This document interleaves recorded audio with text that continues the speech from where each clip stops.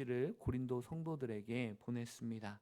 앞서 고린도후서 2장 4절에 내가 마음에 큰 눌림과 걱정이 있어 많은 눈물로 너희에게 썼노니 이는 너희로 근심하게 하려 한 것이 아니요 오직 내가 너희를 향하여 넘치는 사랑이 있음을 너희로 알게 하려 함이라라고 말씀합니다. 이 바울은 고린도 교회 성도들에게 편지를 보냈습니다. 고린도 교회가 죄에 대하여 심각함을 여기지 않는 것에 대하여 바울은 마음이 아팠던 것입니다. 그래서 기도하며 눈물로 편지를 썼고 디도를 통하여 그 편지를 보냈습니다. 처음에는 그 냉혹한 어조가 담긴 자신의 편지로 인하여 저들의 마음이 상하지 않을까 걱정하기도 했습니다. 자신의 편지를 이해하고 자신의 마음을 받아들이면 좋겠는데 혹시 오히려 오해하거나 상처받고 자신의 의도가 전혀 전달되지 않을까 바울은 근심했던 것입니다. 그리고 바울은 노심초사하며 그 반응을 기다렸습니다. 자신의 편지가 오히려 고린도 교회를 근심시키는 것이 아닌가 너무 걱정했던 것이죠. 그런데 디도를 만나게 되었고 바울의 편지를 통하여 고린도 교회가 회개하게 되고 바울을 사모한다는 소식을 전해 듣게 됩니다. 그 말씀이 오늘 본문 바로 앞절인 7절 말씀입니다. 그가 온 것뿐 아니요 오직 그가 너희에게서 받은 그 위로로 위로하고 너희의 사모함과 애통함과 나를 위하여 열심히 있는 것을 우리에게 보고함으로 나를 더욱 기쁘게 하였느니라. 사도 바울은 기뻤습니다. 그리고 자신이 눈물의 편지를 쓰고 근심했던 자신의 심경을 이야기하며 그리스도인들의 근심에 두 가지 종류가 있다는 것을 말씀하고 있는 것이죠. 오늘 8절은 이렇게 말씀합니다.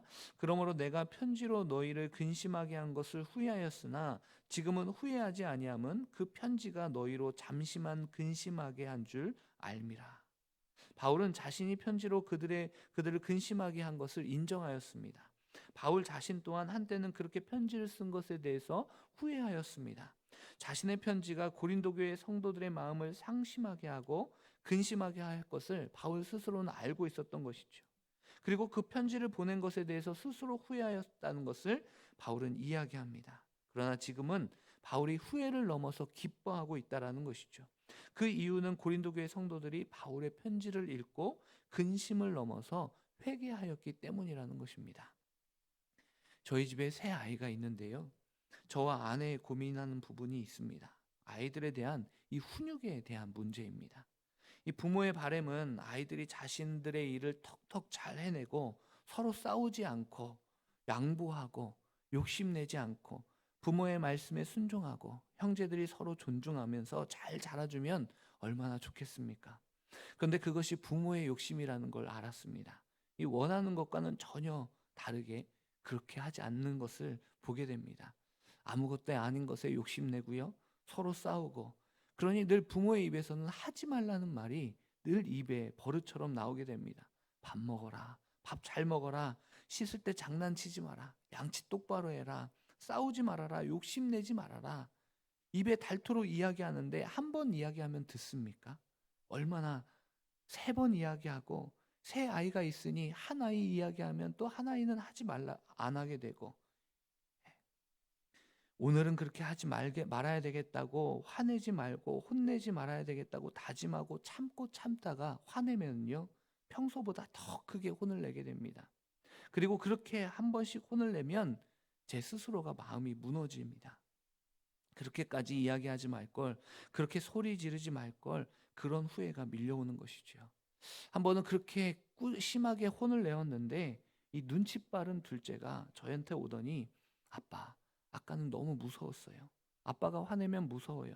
그런데 저는 아빠가 참 좋아요. 그렇게 이야기하는 것입니다. 아빠가 화를 내고 혼내고 꾸중을 하지만 아빠가 자신들을 미워해서 하는 것이 아니라 자신을 사랑하고 그렇게 혼을 낸다는 것을 그 아이가 마음을 알아주니 얼마나 마음이 감사했는지 모릅니다. 저는 오늘 본문의 사도 바울도 이런 마음이 아니었을까 하는 생각이 듭니다. 사도 바울은 고린도 교회 성도들을 자신이 영적으로 낳은 자식이라고 생각하며 살았습니다. 고린도 교회 성도들이 잘 되기를 바랬던 것이죠. 그런데 그들의 안타까운 이야기를 듣습니다. 죄에 대하여 무감각하고 죄와 타협하고 하나님이 기뻐하시는 방법이 아닌 세상의 방법을 택하고자 하는 그들의 상황을 듣고 너무나 안타까웠던 것입니다. 그들이 바른 길로 가기를 바랬습니다. 이 냉혹하게 들릴 수도 있지만 자신의 현 상태를 가감없이 알 수 있도록 기도하며 바울은 눈물로 편지를 썼던 것이죠. 사도 바울은 그 서신을 읽고 고린도 교회 성도들의 마음에 근심이 생기고 마음이 불편할 것이라는 것을 알았습니다. 그러나 그 근심을 그저 아픔으로 받아들이는 것이 아니라 오히려 죄를 죄로 받아들이고 인정하고 자복하고 하나님께서 기뻐하시는 그 길로 돌아올 것에 기대함으로 그 서신을 쓴 것이죠. 바울은 고린도 교회 성도들이 그 서신을 받고 이 받게 될 근심에 대해서 오늘 11절에 이렇게 말씀합니다. 보라, 하나님의 뜻대로 하게 된 이 근심이 너희로 얼마나 간절하게 하며 얼마나 변증하게 하며 얼마나 분하게 하며 얼마나 두렵게 하며 얼마나 사모하게 하며 얼마나 열심 있게 하며 얼마나 벌하게 하였는가. 그리고 그 근심을 통하여 회개에 이르게 되었고 그 근심을 통하여 구원에 이루게 되었다는 것이죠. 본문 10절은 하나님의 뜻대로 하는 근심은 후회할 것이 없는 구원에 이르게 하는 회개를 이루는 것이요 세상 근심은 사망을 이루는 것이라 말씀합니다. 하나님의 뜻을 이루고 하나님께서 원하시는 대로 살고자 하는 근심은 회개를 가져오고 그 회개는 구원에 이르게 하니 하나님의 뜻대로 하는 근심은 후회할 것이 없다 하는 것이죠. 여러분, 후회는 과거의 회한에 빠지는 것입니다. 거기에 묶이는 것이죠. 그러나 반대로 회개는 돌이켜 방향을 바꾸는 것입니다. 방향이 바꾸어지는 것이죠. 가던 방향을 돌이켜 삶에 대한 관점과 자세를 바꾸는 것을 의미합니다. 이처럼 고린도 교회 성도들은 바울의 눈물의 편지를 통하여 하나님의 위로의 메시지를 깨닫고 자신의 잘못을 깨닫게 되어지는 것이죠. 깨닫는 것을 넘어서 하나님과 바울을 향한 더 큰 열심을 품게 되었던 것입니다. 당장 바울이 보낸 서신을 통하여 근심하였으나 그러한 근심을 통하여 자신을 돌아보고 잘못된 방향에서 돌이켜 바른 길로 가게 되었기에 그 근심은 좋은 근심이 되었다는 것입니다. 바울은 이와 같은 근심을 가르쳐 하나님의 뜻대로 하는 근심이라고 이야기합니다.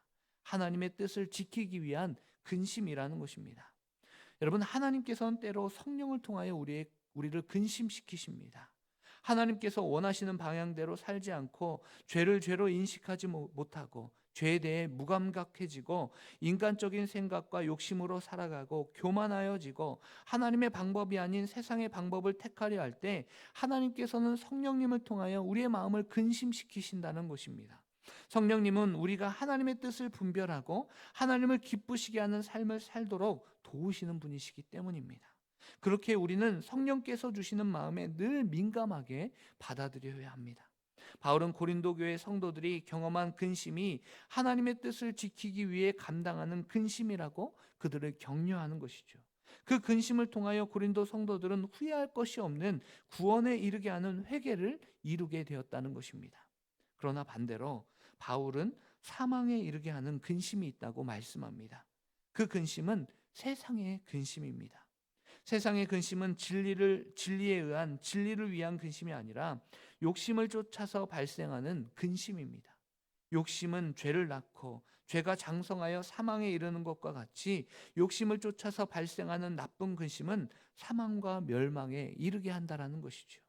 오늘 본문 10절 하반절에 세상 근심은 사망을 이루는 것이라 말씀합니다. 예수님께서 하신 그 씨앗의 비유 가운데 이 바위에 길에 떨어지는 씨앗도 있지만 가시떨기에 떨어지는 그 말씀도 이야기하셨습니다. 세상의 염려와 재물의 유혹과 기타 욕심에 맡겨서 그 씨앗이 결실하지 못한다라는 것이죠. 이러한 세상 근심은 사단이 우리의 마음에 불어넣는 세상 근심이라는 것입니다. 유한한 인생은 근심을 안고 살아갈 수밖에 없습니다. 그러니 바울은 말씀합니다. 버려야 할 근심이 있고 취해야 할 근심이 있다라는 것입니다. 성도는 하나님의 살아계심과 하나님께서 자기를 찾는 자들에게 상 주시는 이심을 믿는 사람들입니다. 히브리서 11장 6절에 믿음이 없이는 하나님을 기쁘시게 하지 못하나니 하나님께 나아가는 자는 반드시 그가 계신 것과 또한 그가 자기를 찾는 자들에게 상 주시는 이심을 믿어야 할지니라 말씀하십니다. 하나님의 살아계심과 하나님을 찾는 자들을 상 주시는 그 하나님을 신뢰하고 믿고 나아가는 사람들이 그리스도인이라는 것입니다.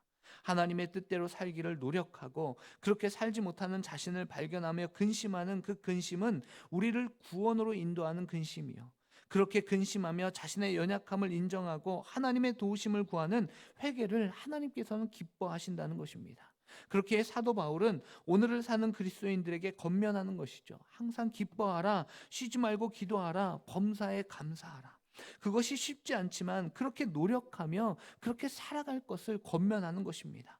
아무것도 염려하지 말고 다만 모든 일에 기도와 간구로 너희 구할 것을 감사함으로 하나님 앞에 아뢰라. 그리하면 모든 지각에 뛰어나신 예수 그리스도의 평강이 너희의 마음과 생각을 지키시리라. 아무것도 염려하지 말고 모든 일에 감사함으로 하나님 앞에 구하라라는 것입니다. 감사함으로 하나님 앞에 구하는 성도의 간구는 모든 근심과 염려를 물리치고 위로부터 하나님께서 주시는 평강과 위로를 주시며 우리의 마음과 생각을 지키게 된다라는 것이죠. 이는 마음과 생각을 다스리는 하나님의 능력이 되기 때문입니다. 그러므로 성도는 세상의 근심을 물리치고 선한 근심으로 말미암아 회개를 이루며 쉬지 말고 기도하며 하나님과 영적인 교제를 지속해야 한다라는 것이죠. 바울은 나쁜 근심은 영혼을 망하게 하지만 좋은 근심은 영혼을 살리는 것임을 교훈하고 있는 것입니다. 바라기는 오늘 또 세상의 근심을 내어놓고 구원에 이르는 좋은 근심을 마음에 담아 거룩한 삶을 살아내시는, 그래서 하나님 앞에 우리 자신을 드리며 영적 예배자로 살아가시는 저와 성도님들 되시기를 주님의 이름으로 소망합니다.